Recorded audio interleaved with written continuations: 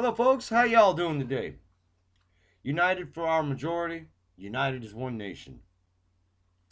Now, folks, if you're a majority citizen in the soon-to-be former United States of America, then, my friends, I would highly advise thinking about your future outside of this political and economic system.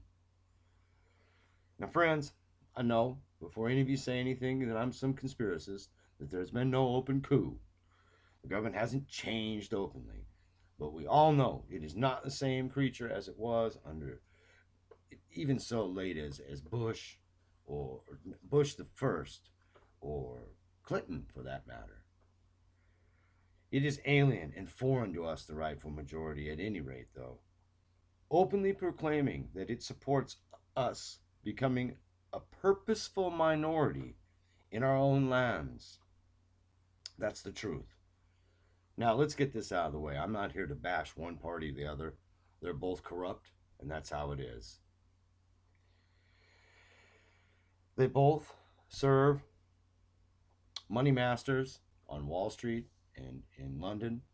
They both are at the table, gambling away our future, playing a little game with our lives. They both carry the blame. Period. They both do anything but rule. Both parties represent anyone but the majority people. Both parties are responsible to internationalist over traditionalist or nationalist principles, and both parties are loyal to foreigners over the majority people who make up the actual United States of America, the real people. The people are the country. The nation is the people. There are no other Americans but us. Now, for us working in middle-class majority citizens, it is time to face the fact. This entire program is defunct. The media is against us. The academics are against us. The politicians are against us. The money power is against us. Both political parties work against us. Thus, anybody who talks about electing this person or that person, maybe, if we can get the presidency, but otherwise, no way. But the fact is that in the end, all of this shuffle, the majority is forgotten, and money and political correctness are the two big daddy who triumph on the Hill and in Washington, D.C. daily in a million ways every day. Therefore, both of the parties are, to judge by their actions, not their rhetoric and their words, nothing more than greater or lesser subsidiaries of the two listed powers, of the two great powers, the money international financier power and the political correctness ideology, which seems to be the chosen pony of the money financier international power. In fact, both parties seem to be joint stock ventures owned by the elite to maximize profits from us, the majority folks, using our legislature as the means. Between them, the parties, they have driven the majority traditional Western heartland citizen in America to a status of dependence. They have encouraged offshoring of jobs, farm and home foreclosures, and market unrest.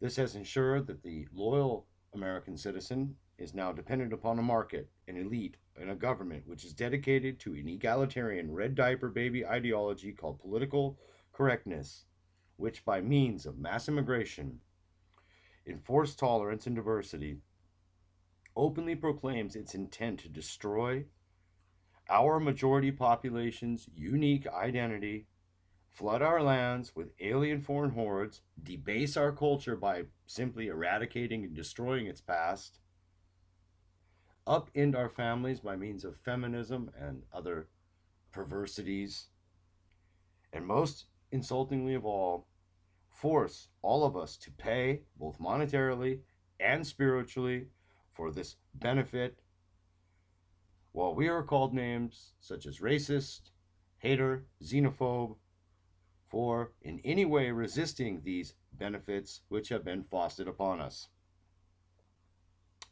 That is the reality. By 1,000 machinations, PC and the money bags, the two great powers behind the throne in America, have control over everything. The equality, tolerance, and diversity is the official ideology, and the holy market is the money idol that is never to be questioned. And between these two, they control the two allowed political parties utterly from top to bottom, and their control almost reaches to the living room level when you count in the media, the academia, and the consumer power that they have. In this great plot against civilization, the media and academics are the allies of political correctness and the money bags. They assist by labeling anyone that speaks out against any of the actions of both parties, political correctness itself, or the market as racist, hate filled Nazis, xenophobes, communists, um, crazies, kooks, conspiracy theorists, and a thousand other names, but in the end, it is all smoke and fluff. It is designed to ensure that political correctness and the Banker Alliance, as one, who are exactly identical to a virus, will have the means to tell the healthy cell that it's invading that the healthy cell is hateful for rejecting the virus. If a virus could hire PR men, it would. For the very fact is that healthy cells, you see, like a healthy people and a healthy culture and a healthy society, wishes to reproduce itself as itself, whereas political correctness, on the other hand, wishes for the Western world, America particularly in this instance, to produce copies of communist inspired, egalitarian, third world multi-cults, and not of itself a proper first world and orderly nation.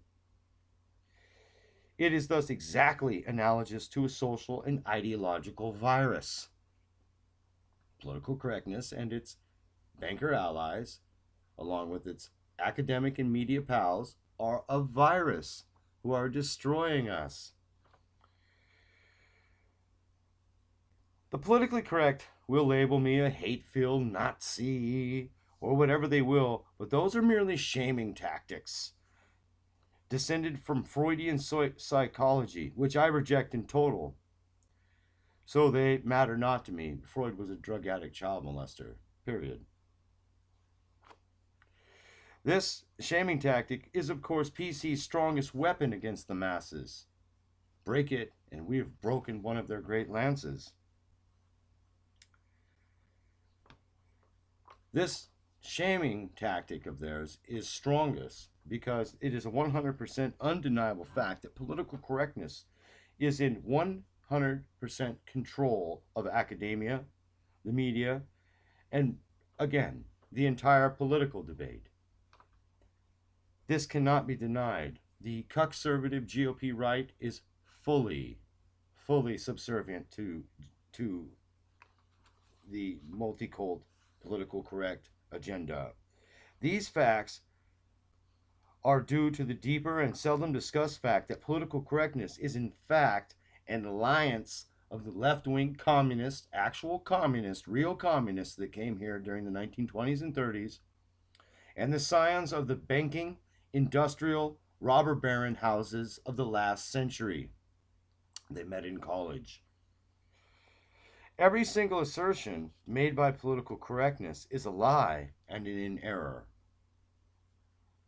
Diversity is a weakness, tolerance a vice, multi-cult a shoddy production, not a shining example for humanity, whatever that means. Equality is a bad and cruel joke. That means, frankly, equal to dirt. Now, PC took over our institutions with the intent to destroy our majority people's authority in our own lands. And this destruction began in our homes with feminism and suffrage. And its purpose was creating of us a minority among many other minorities in our own lands. so that these elitists and their leftist and right-wing scallywag carpetbagger allies, the clowns with DNR after their names, those scallybags and carpetbaggers, can have it all their own way over us. It is both inherently opportunist and subversive, being perfectly willing to make treason pay big and to pay big for treason it turns. Political correctness has, again, to be 100% point blank about this, instituted to destroy our identity, shame us into accepting our own denigration in our homelands, to divide and destroy the family, to remake the people into consumerist persons, to break the people down morally in 1,000 subtle ways and divide us meaninglessly, endlessly, and uselessly politically. This all is done to make us weak and ensure that the virus of political correctness infects our citizen body and our very souls as our pantries, closets, and pockets are picked clean. Political correctness is a virus which is paralyzing our ability to resist so that it may steal our substance.